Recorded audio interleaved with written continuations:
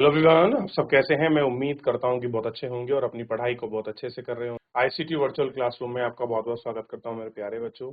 जैसे आपको पता है मेरे प्यारे बच्चों, बेसिकली हमारी आपका जो है मेरे प्यारे बच्चों बेसिकली 8th क्लास है और 8th क्लास में हम लोग पॉलिटिकल साइंस देख रहे हैं और इसी 8th क्लास के अंतर्गत हम लोग आज लेसन नंबर 3 को देखेंगे। क्लियर है। और इसी लेसन नंबर 3 के अंतर्गत जो है मेरे प्यारे बच्चों एक एक करके हम इन सब चीजों को पढ़ेंगे कि संसद तथा भारतीय कानून का निर्माण। हम भारतीयों को इस बात पर गर्व है कि हम एक लोकतांत्रिक व्यवस्था का हिस्सा है। किसका है? लोकतांत्रिक जो व्यवस्था है उसका हिस्सा है। क्लियर है। इस अध्याय में हम निर्णय प्रक्रिया में सहभागिता, लोकतांत्रिक सरकार के लिए नागरिकों की सहमति, महत्व, विचारों और आपस में संबंध को समझाने की कोशिश करेंगे। कैसे है? इन सब सहचरी संबंध को आपस में बताने का ये लोग प्रयास करेंगे और समझाएंगे। क्लियर है।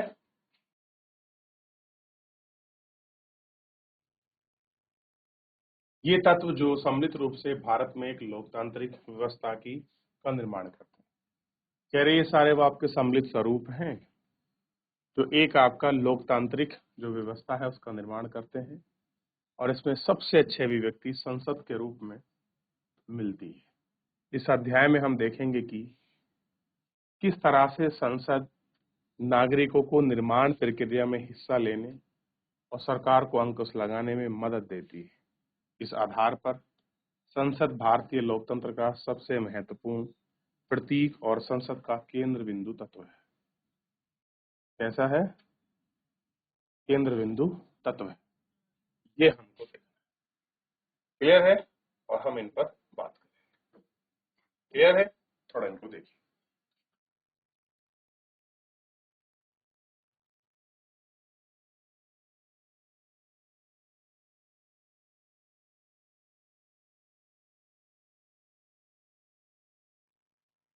लोगों को फैसला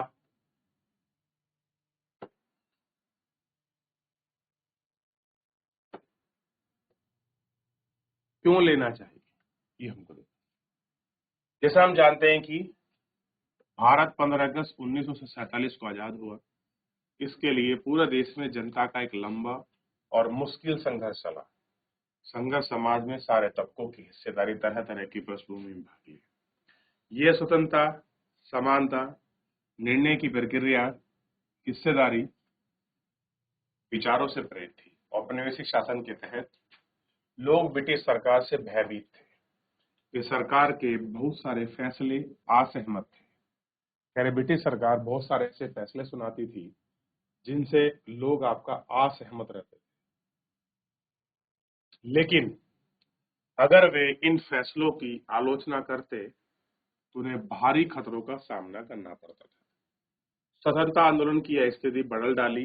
राष्ट्रवादी ने खुलेआम ब्रिटिश सरकार की आलोचना करने वाले और अपनी मांग पेश करने लगे। 1885 में भारतीय राष्ट्रीय कांग्रेस ने मांग की कि विधायिका में निर्वाचित सदस्य होने चाहिए और उन्हें बजट पर प्रश्न करने का अधिकार मिलना चाहिए। 1909 में गवर्नमेंट एक्ट ऑफ इंडिया में कुछ हद तक निर्वाचन प्रतिनिधि की व्यवस्था को मंजूरी मिली। ब्रिटिश सरकार के अंतर्गत बनाई गई शुरुआत में विधायिका राष्ट्रवादी को बढ़ाए जा रहे दबाव के कारण सभी वयस्कों को वोट डालने का अधिकार दिया गया और आम लोगों को निर्णय प्रक्रिया में हिस्सा मिला। तो सब लोग इसमें जो है बढ़ चढ़कर इन्होंने भाग लिया और इस प्रक्रिया में उनका बढ़ चढ़कर जो हिस्सा है उनका कंडीशन है वो इनको आपका दिखाई दी और वो इन्होंने देखा कि भाई किस तरह से लोग बाग जो है बढ़ चढ़कर आपका हिस्सा ले रहे हैं, ये हमको देखना है। क्लियर है।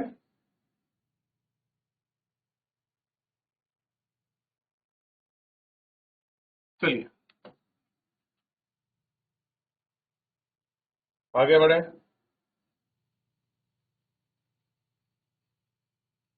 जैसा कि आप पहले अध्याय में पढ़ा था कि औपनिवेशिक शासन के अनुभव और स्वतंत्रता संग्राम में तरह तरह के लोगों की जिम्मेदारी के आधार पर राष्ट्रवादियों का विश्वास हो गया था कि स्वतंत्र भारत में सभी लोग जीवन को प्रभावित करने वाले फैसले में हिस्सा लेने की क्षमता रखते हैं।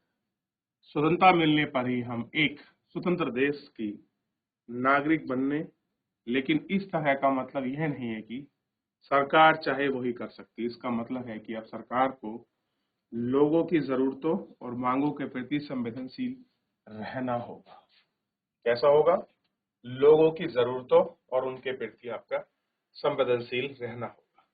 इस चित्र में एक मतदाता इलेक्ट्रॉनिक वोटिंग मशीन का इस्तेमाल किया है। 2004 के आम चुनाव में पहली बार देश में ईवीएम का इस्तेमाल किया गया था।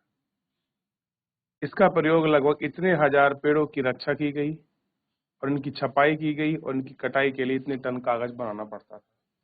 ये सब इलेक्ट्रॉनिक डिवाइस के थ्रू ये होता है। तो लोगों को फैसला कैसे लेना चाहिए, लोग फैसला कैसे लेते हैं, इस बदले में आपको समझाने का प्रयास किया गया।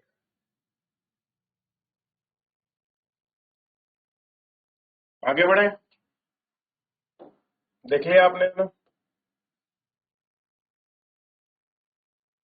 संघर्षों के सपने और आकांक्षाओं के स्वतंत्र भारत के संविधान को ठोस रूप से ग्रहण किया। इस संविधान में सार्वभौमिक वयस्क मताधिकार के सिद्धांत को अपनाया गया। सार्वभौमिक वयस्क मताधिकार का मतलब था देश के सभी वयस्क नागरिकों को वोट देने का अधिकार। तो सार्वभौमिक वयस्क मताधिकार मतलब है सभी देश के वयस्क नागरिकों को वोट देने का जो अधिकार है, यही है सार्वभौमिक वयस्क मताधिकार। लोग और उनके प्रतिनिधि। सहमति का विचार लोकतंत्र में प्रतिस्थापन होता है। सहमति का मतलब चाहे स्वीकृत और लोगों की हिस्सेदारी। लोगों का निर्णय ही लोकतांत्रिक सरकार का गठन करता है, कामकाज के बारे में फैसला देता है। लोकतंत्र के पीछे मूल सोच ये है कि व्यक्ति और नागरिक ही सबसे महत्वपूर्ण है और सैद्धांतिक रूप से सरकार व अन्य सार्वजनिक स्थानों पर इनकी नागरिकों की आस्था होनी चाहिए। कैसा है? इन सब की जो आस्था है वो होनी चाहिए।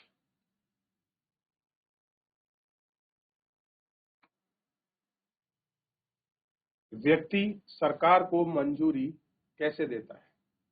कह रहे कोई व्यक्ति है वो सरकार को मंजूरी कैसे देता है? जैसे कि आपने पढ़ा है कि मंजूर देने का एक तरीका है, वो है चुनाव। लोग सांसद के लिए अपना प्रतिनिधि का चुनाव करते हैं। चुनाव प्रतिनिधियों में से एक समूह सरकार बनाता है। चुनाव के लिए प्रतिनिधियों के समूह में संसद कहा जाता है। संसद सरकार को नियंत्रित और उनका मार्गदर्शन करती है। लिहाजा आप निर्वाचित प्रतिनिधियों के माध्यम से लोगों की सरकार बनाते हैं और उसमें आपका नियंत्रण करते हैं। कैसे हैं? सरकार बनाते हैं और आप उसका नियंत्रण करते हैं। सरकार ही मतलब व्यक्ति लोगों को वोट देते हैं। वोट लेकर व्यक्ति चुने जाते हैं। चुनकर वही व्यक्ति क्या करते हैं? कार्यपालिका का हिस्सा बनते हैं और कार्यपालिका हिस्सा बनकर उसमें पक्ष और विपक्ष के रूप में सरकार के रूप में अपनी भूमिका को निभाते हैं। क्लियर है? अब देखिए, ये है ईवीएम मशीन, इसके अंदर रखी हुई। आप कैसे लोगों को वोट डालने के लिए जा रहे हैं? इस फोटो में आप कर्मचारी को एक दुर्लभ इलाके के लिए मतदान केंद्र पर इलेक्ट्रॉनिक वोटिंग मशीन पहुंचाई गई और इसमें हाथी का इस्तेमाल किया गया, यानी कि हाथी से वोट गिनने की ईवीएम को ले जाया गया, इलेक्ट्रॉनिक वोटिंग मशीन। तो आप यहाँ महत्व समझ सकते हैं कि कितना बड़ा महत्व है। और सबसे अच्छी बात है, ईवीएम जब से आई है इसने कितना संरक्षण दे दिया है, ये आप सोच भी नहीं सकते।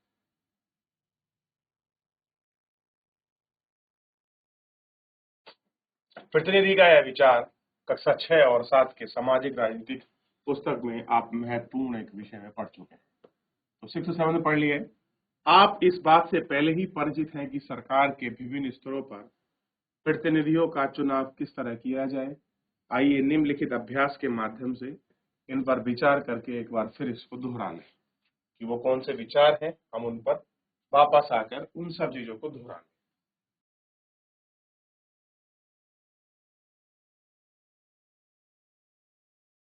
अब जैसे पहले भी बताया गया था और हमने पढ़ा भी है, 6 में पढ़ा है, जैसे विधायक कौन है, एमएलए कौन होता है, उसका चुनाव कैसे किया जाता है, इस बात को समझने के लिए निर्वाचन क्षेत्र और प्रतिनिधि शब्द का मतलब है। कक्षा 6 की बुक को पढ़िए, आप रिवीजन करिए, उसमें पूरा लिखा हुआ है एमएलए कौन है। विधानसभा के सदस्य को हम एमएलए कहते हैं। MLA member of legislative assembly है। पूरी व्यवस्था है, राज्य का शासन कैसे चलता है, कक्षा 6 की क्लास में ये चैप्टर नंबर 2 या 3 है। और उसके बाद राज्य विधानसभा और सांसद, देखिए यानी कि राज्य विधानसभा और सांसद की चर्चा के बीच अंतर कीजिए। अब राज्य विधानसभा और आपके सांसदों को आपको देखना है, और सांसद में भी लोकसभा, इनके बीच में क्या फर्क है ये आपको देखना है। नीचे दिए गए विकल्प में से कौन सा काम राज्य सरकार का है और कौन सा काम केंद्र सरकार का। चीन के साथ शांतिपूर्ण वार्ता का संबंध रखना, ये काम केंद्र सरकार का है। मध्य प्रदेश के बोर्ड के तहत आने वाले सभी स्कूलों को 8वीं की परीक्षा के तहत बाहर रखा जाएगा, ये स्टेट का काम है। अजमेर और मैसूर के बीच एक नई रेलवे लाइन चलानी है, ये सेंट्रल का काम है। और 1000 रुपए का नया नोट जारी करना भी ये सेंट्रल का काम है। तो ये ऐसे कुछ काम है जिनको काम स्टेट करती है और कुछ काम आपका सेंट्रल करती है। जैसे हम कल पढ़ रहे थे, बिल्कुल स्पष्ट है, कुछ राज्य सूची, संघ सूची और संवर्ती सूची कानूनों को स्पष्ट दिया गया है, जहां पर केवल कानून बनाने का अलग अलग प्रावधान और अलग अलग रूप में हम इसे देखते हैं और हम इन पर आपका बात करते हैं। अब ये हमारी पुरानी संसद है, फिलहाल तो नई संसद बन चुकी है। देखिए ये हमारी पुरानी संसद है, आप देख सकते हैं संसद।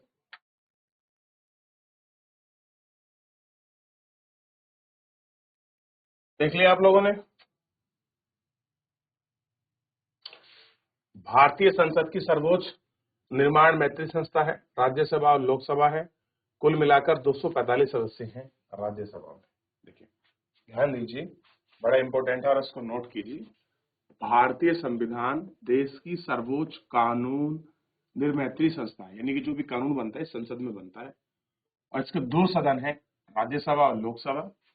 और ध्यान रखना, राज्यसभा में 245 सदस्य हैं और लोकसभा में 545 सदस्य हैं। क्लियर है।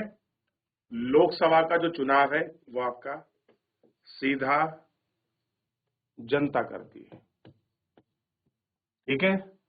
और राज्यसभा का चुनाव कौन करती है, आपका राज्य विधानसभा के प्रतिनिधि, राज्य विधान सभा के प्रतिनिधि। क्लियर है। क्या करते हैं, राज्य विधानसभा के प्रतिनिधि चुनाव करते हैं। क्लियर है, ध्यान रहेगा। चलिए देखिए, देख लिया आपने, तो आपको पता होना चाहिए टोटल कितने सदस्य हैं, टोटल कितने मेंबर हैं, किस प्रकार से हैं, इनको थोड़ा सा आपको ध्यान रखना है, ठीक, ताकि आपको समझ आए।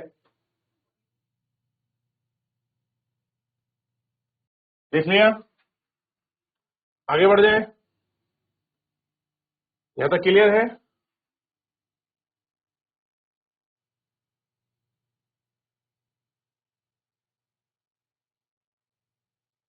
संसद की भूमिका को हम पढ़ेंगे। आजादी के बाद गठित कई भारतीय संसद लोकतंत्र के सिद्धांत में भारतीय जनता आस्था का प्रतीक है। ये सिद्धांत और निर्माण प्रक्रिया जनता में हिस्सेदारी और सहमति पर आधारित है। और हमारी व्यवस्था संसद के पास महत्वपूर्ण शक्तियां हैं, क्योंकि जनता का प्रतिनिधि लोकसभा के लिए उस तरह से चुनाव होते हैं जिस तरह से राज्य विधानसभा के चुनाव। आमतौर पर लोकसभा में हर 5 साल में चुनाव कराए जाते हैं। पद संख्या 41 दी गई है, नक्शे में देखे गए हैं। देश को बहुत सारे निर्वाचन क्षेत्र में बांटा गया है। निर्वाचन क्षेत्र के व्यक्ति को संसद में भेजा जाता है। चुनाव लड़के वो आम रूप से उम्मीदवार वो राजनीतिक दलों से आपका जीत कर आते हैं।